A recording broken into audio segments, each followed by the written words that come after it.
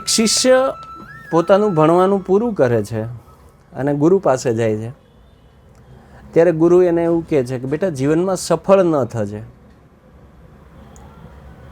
આ બહુ નવાઈ લાગે એવી વાત છે, પણ આપણી ભાષાના એક ખૂબ સારા લેખક અને ચિત્રકાર એવા અમૃતલાલ વેગડના જીવનનો આ એક પ્રસંગ છે. અમૃતલાલ વેગડ શાંતિ નિકેતનમાં, રવિન્દ્રનાથ ટાગોરે સ્થાપેલી શાંતિ નિકેતનમાં ફાઇન આર્ટ્સ ભણતા હતા, ચિત્રનું ભણતા હતા. અને એમના ગુરુ હતા નંદલાલ બોઝ. નંદલાલ બોઝ એ ચિત્રકાર છે જેમણે આપણા સંવિધાનની જે ઓરિજિનલ પ્રત છે, મૂળ પ્રત છે, એમાં જે ચિત્રો છે એ નંદલાલ બોઝના છે.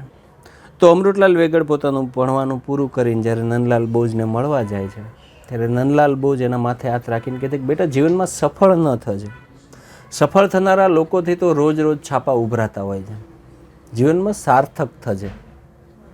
અને આ વાત અમૃતલાલ વેગડે આજીવન ગાંઠે બાંધી રાખી. તો સફળતામાં અને સાર્થકતામાં શું ફરક છે એની વાત એક જ ઉદાહરણથી અમૃતલાલ વેગડ સમજાવતા કે સીતાજીનું હરણ થાય છે ત્યારે જટાયુ રાવણ સાથે લડે છે એને રોકવા માટે. જટાયુને ખબર છે કે હું આ રાવણને પહોંચી નહીં શકું. વૃદ્ધ જટાયુ છતાં લડીને પોતે શહીદ થાય છે. રાવણ સીતાજીનું હરણ કરવામાં સફળ થાય છે, પણ સાર્થક જટાયુ થાય છે. સફળતા અને સાર્થકમાં આ ફરક છે. રાવણ સફળ છે, પણ જટાયુ સાર્થક છે. સીતાજીના હરણ પછી સીતેની અવાજો કરતા, સાદ કરતા રામને લક્ષ્મણ જ્યારે એને શોધવા નીકળે છે, ત્યારે રામ રામ એવો અવાજ સામે આવે છે. અને રામ એ દિશામાં જાય છે તો ત્યાં મરણાસન્ન અવસ્થામાં જટાયુ પડેલો છે. જટાયુને એ પોતાના ખોળામાં લે છે અને જટાયુને ખૂબ બધું કહી દેવું છે. ખબર છે કે મારી પાસે સમય ઓછો છે. અને જટાયુ કહે છે કે રાવણ આ દિશામાં માતા સીતાને લઈને ગયો છે. મેં એને રોકવાની મારામાં જેટલી શક્તિ હતી એ પ્રમાણે પૂરી કોશિશ કરી. મેં એના વિમાનને પણ ખૂબ નુકસાન પહોંચાડ્યું હશે. એ દુષ્ટ બહુ દૂર નહીં ગયો હોય, તમે જાઓ અને એને પકડી લો. હવે રામનો જવાબ બહુ સાંભળવા જેવો છે. રામ જટાયુને કહે છે કે એને તો અમે પકડી જ લઈશું.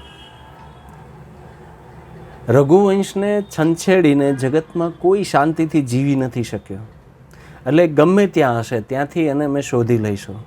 પણ જો અત્યારે અમે તમને આ અવસ્થામાં મૂકીને જઈએ ને તો અમારી જનની લાજે, અમારું રઘુકુળ લાજે. અને પછી રામના ખોળામાં જ જટાયુ પોતાના પ્રાણ ત્યાગે છે. વિધાતાએ રામને પોતાના પિતાનો અગ્નિ સંસ્કાર કરવાની તક નહોતી આપી, પણ અહીંયા રામ જટાયુની અંત્યેષ્ટિ સંસ્કાર કરે છે.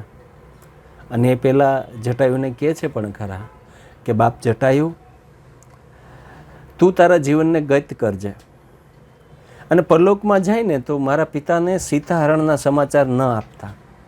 એ સમાચાર આપવા તો અમે થોડાક જ વખતમાં રાવણને મોકલીશું. આ કેટલી અદ્ભુત વાત છે. એક તો કેટલો આત્મવિશ્વાસ કે રઘુકુળને છંછેડીને કોઈ આ જગતમાં શાંતિથી જીવી નથી શક્યું. સામેથી આક્રમણ કરવાની વાત નથી, પણ કોઈ છંછેડે તો છોડવાની પણ વાત નથી. બીજું, પિતા પરલોકમાં છે છતાં પોતાને જીવનમાં આવી પડેલા દુઃખની પિતાને જાણ ન થાય એની એક ભાવના છે. ત્રીજું કે રાવણ ગમે ત્યાંથી હશે એને શોધી લઈશું અને એ સમાચાર તો રાવણ જ આપશે. મતલબ હવે રાવણનો વિનાશ નક્કી છે. પણ એક ચોથી વાત પણ છે કે જો રામના હાથે રાવણનું મૃત્યુ થશે તો એ રાવણ પણ એ જ લોકમાં જશે જ્યાં જનક છે, જ્યાં જટાયુ છે. રામના હાથે મૃત્યુ માત્રથી એ દુષ્ટાત્માને પણ એ જ ગતિ મળે છે, કારણ કે સમાચાર તો જ આપી શકશે ને. તો આ ચારેય વાતોને આમ સાંકળીને જોઈએ તો એની એક મજા છે. જય શ્રી કૃષ્ણ.